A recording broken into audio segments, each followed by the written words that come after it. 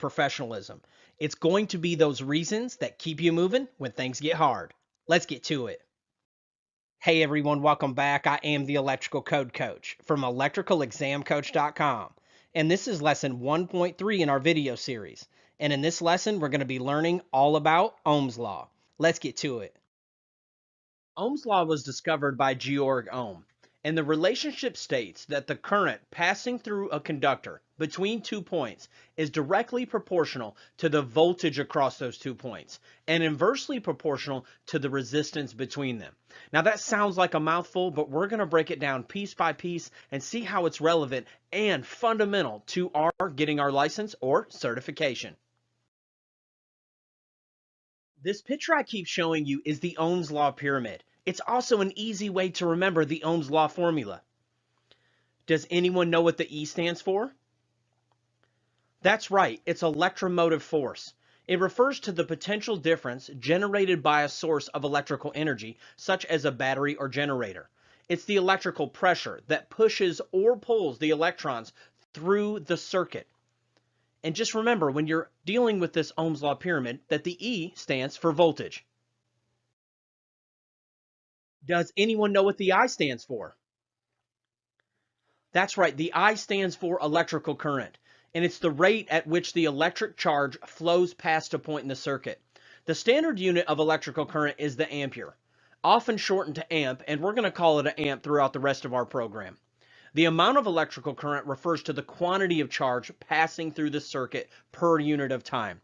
So there's a whole lot of electrons. It's a very large number, but we've all agreed that 1 amp is 1 amp, and that's how we deal with it in amps or smaller or much larger, as we're going to learn throughout the program. But just remember in this relationship that the I stands for current.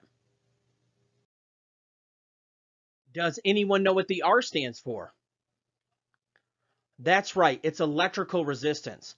And it is a property of a material or a component that quantifies how it resists or opposes the flow of electric current.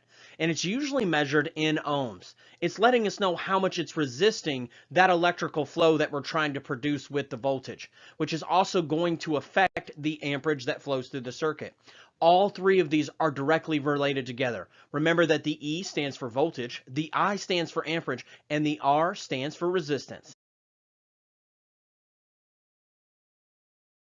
All right, let's put this all together. The picture I keep showing you is a formula, and it's an easy way to remember this relationship. We have E on top of a division line, and then down below it is the I and the R. Now they're smushed together, and that would be implied multiplication.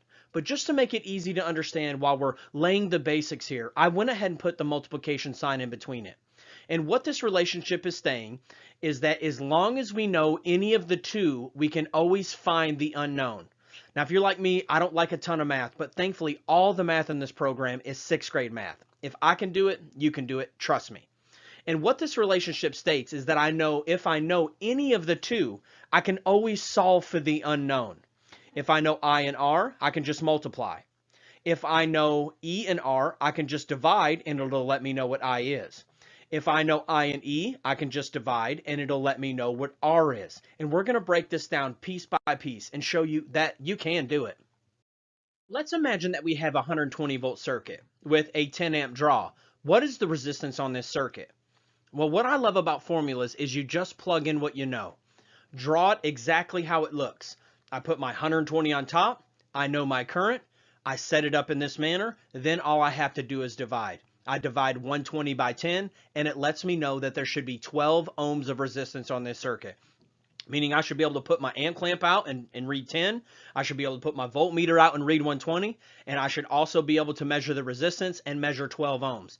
If I don't have that, there's something wrong. There's something failed, there's something broken, there's something disconnected, there's something causing more resistance that's gotten in the circuit. It's really great for troubleshooting. And I know that it's going to unlock a lot for you. Not only with your testing, but also out in the field. In this case, we have a 120 volt circuit with 12 ohms of resistance on it. What is the amp draw on this circuit? Well, what I love about formulas is we just plug in what we know. We know we have 120 volts. We know that we have 12 ohms of resistance.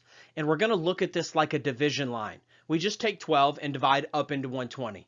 We set it up like this. 120 divided by 12 equals 10. That lets us know that there should be 10 amps of current on this circuit. Finally, we